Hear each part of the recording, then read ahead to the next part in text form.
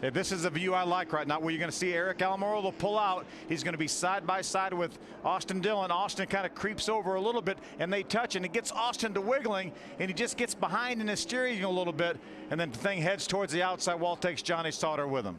You know, when I talk to my young drivers or anybody talks about Daytona, you don't ever want to get surprised. You got to constantly be looking in your mirror, looking around all around you so that nothing surprises you. When a truck sneaks 3 wide on you on the back straightaway, if it surprises you, it can cause a problem. I don't know if there's any room, but there trouble! They go. Problems as they go through the triangle. Austin Dillon is caught up in it. The 31 of Buescher's caught up in it. That's the rest of the field, They're right all there. in it. That's They're all done. in it. There's only 2 guys left running. 43 stakes tucked up to the 3. They'll have a chance here. And watch for the 6 to go out and make a move to try and win it himself. Here they come. Checkered flag is in the air. Who's going to win it?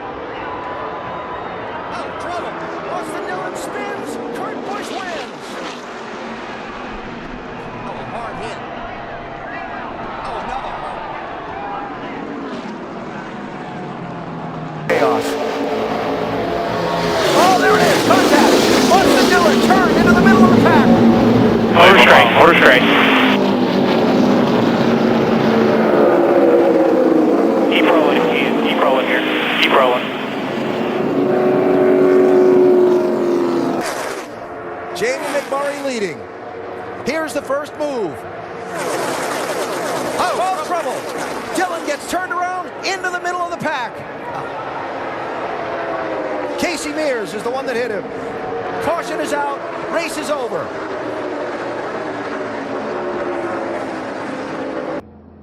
Yeah, it looks like he may have lost a tire, Larry, or something might have happened to the car. Well, remember, a lot of damage on that 17 car from that last wreck, so that very well looks like what happened. Yeah, I mean, the car just starts to go with him. It could be aero, you know, the car did have damage. You're up in that pack like that, or it could have been a tire, it could have been anything, but he's definitely 7. Crash. 3 cars pile up. Bowman sideways. Dillon involved. Hornish, the yellow car, slamming into the wall. And we're back under caution. Jeff Burton, I believe, also involved. There's Hornish. Dale Earnhardt Jr. to the bottom of the track. Jr. will win at Daytona. And the big one happens behind them. Oh, my God.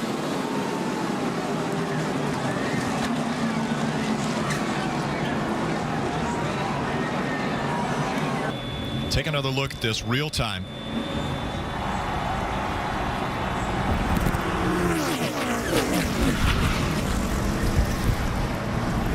Elliott's out. Oh, the 6 of Darrell Wallace Jr. is going to go around. He catches the 48. The big one happens in front. 2 of Austin Dillon is collected. 3 of Ty Dillon gets through. Definitely left front damage. Brennan Poole involved in the 48. You see the 19 part. Daniel Suarez. A win already this season. Austin Dillon, last year's winner in the Xfinity Series race on this 4th of July weekend. But you see right here, there's a gap between the 6 and the 48. As that gap starts to close, the 48 hits him once, everything's fine. And then he hits him a second time closer to the right rear corner, and you see that starts to move the tail of the 6 from left to right. Darrell Wallace Jr. does the best he can to regain control, but at these speeds, he loses control, gets into the 20, and then you start to see just back and forth. You see the 19 and Daniel Suarez as it leaves the screen, almost has it collected. The 2, great to see that car come back onto the ground. We saw cars go airborne in Talladega. That car could have easily went up into the air and flipped over. The roof flaps open, the cowl flaps open, set the 2 back on the ground. And Dillon in the AAA Chevy.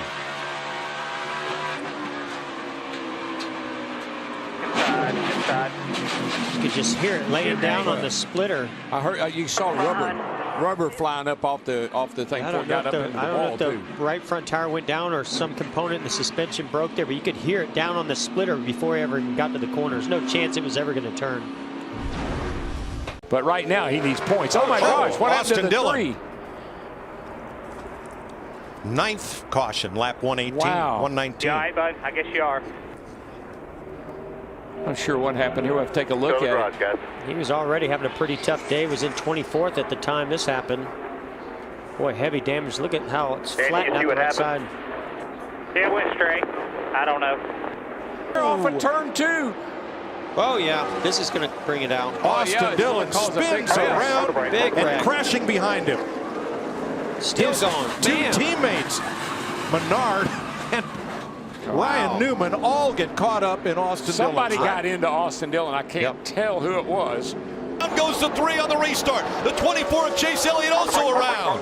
Hard contact by Austin Dillon. Also caught up. The 44 of Brian Scott. That's real nice. That's what I was talking about. If the 3 couldn't accelerate, how patient could the cars be behind him? It seemed like the 3 didn't go fast enough for the 78. There was definitely contact between the 78 and the 3. But, you know, he was doing pretty good against the 48. The 48, it wasn't really pulling him. It's like the 48 and the 3 both had trouble in the restart. But little things matter. Think about Chase Elliott. The decision made to start on the inside versus the outside. All this stuff adds up. Into the wall. Hard hit by the 3 of Austin Dillon. Sliding through the 13. Casey Mears gets into the back of the 44 of Brian Scott. Oh, we got a crash in turn. No caution will be out, though. Hold the brake, hold the brake. You okay? Dillon went around, collected Ryan Sieg. Austin had restarted in the 5th position, was 6th when he went around. There you go. You see Austin Dillon dives to the bottom of the racetrack and just spins out. He had to have a tire go down or something break on that race car.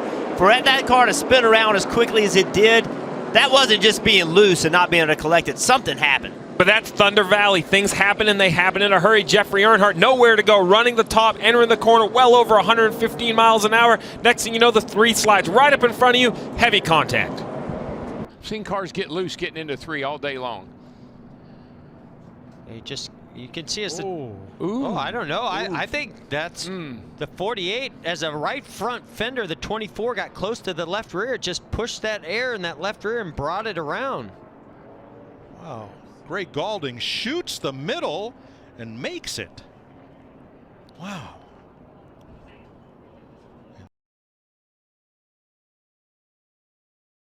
Spin, backstretch. And hard in the wall goes Austin Dillon and Kyle Larson. Something was wrong with that 42 car. Oh my gosh. They're still wrecking. Both Dillon brothers are in it. Like you said, Daryl, they're going to get sort of bottled up coming out of the tunnel turn, and that's going to create some opportunities. We're going to ride with Denny Hamlin. I'm not seeing contact prior to Dillon getting on the brake hard and the car shooting up to the wall. Stay out of the line as the racing continues. Austin Dillon up front. They shifted him. It's going to be a big one. And now around goes the 3 in front of the pack. They're all collected. The 11 with damage, the 22 as well. Smoke rolling out of the cars that even cleared this incident.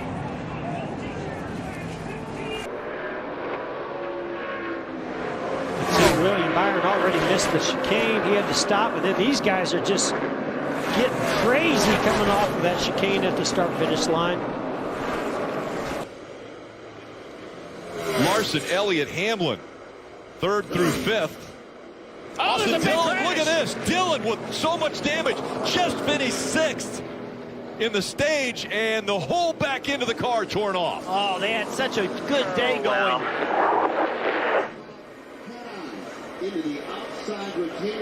Let's take a look and see how this started. On the inside of Brad Keselowski off of turn 4. Side drafting the 2. Oh my. Oh, that's a hard hit. Had just finished 6th and looked like when he went to the apron, he thought once he crossed the start-finish line, just come back up on the racetrack, but the 2 was there. And once again, take another look. You called it, Rick. It's Michael McDowell, the 23 of Bubba Wallace. I think he knows he's not going to make the corner. Goes driver's right. 34 spins around right there. Big contact by the 3. I think that's LaJoy getting a little bit of contact as well. Here comes Reddick in the picture. Got into it. There he is inside of the 3 of Austin Dillon. He got in the corner well. He's blocking Kyle Busch. And then by the time he got off on there, you see him was loose. He was out of control and got into the 3 and ruined his day. So Dillon, who was en route to a top 10 finish, did not get one. He'll end up last car. You see it start to bobble right there. Almost maybe when Danny jumped up in front of him too, took a little bit of downforce away from the 3.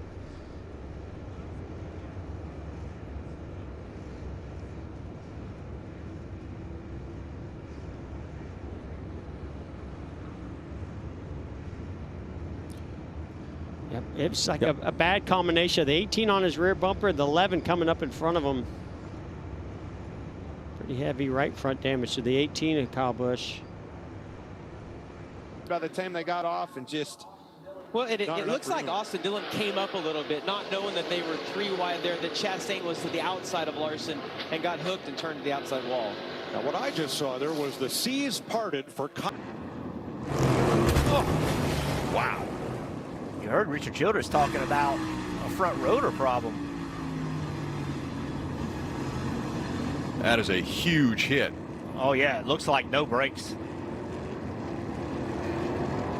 See the speed he's carrying compared to Chastain in front of him? Oh, my goodness, that is a huge hit. Does he get clipped? Right's reared. He got clipped to the right rear. Cindric turned him right up into Ricky Stenhouse Jr. Desperation setting in. 3 wide. You're seeing it all over the place, all the way through the pack. And you take another look at it. He bounces off that inside wall right into the tire barrier and hard contact with the left front.